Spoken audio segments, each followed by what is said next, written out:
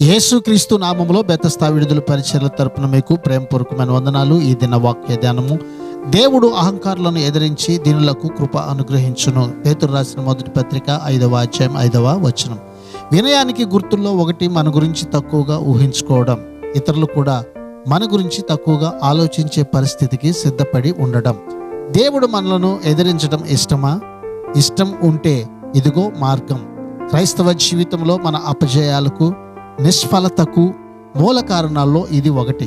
ఈ దిన వాక్యాన్ని బట్టి మనమందరం ఎదుటివాని ఎడల దీన మనస్సు అను వస్త్రం ధరించుకొని మనలను మనము అలంకరించుకొని దేవుని కృపకు పాత్రులముగా జీవిద్దాం. ప్రార్థన.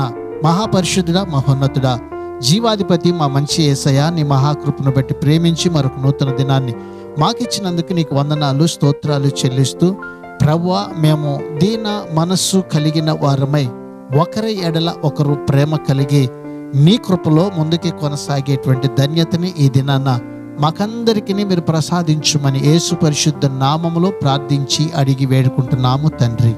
ఆమెన్.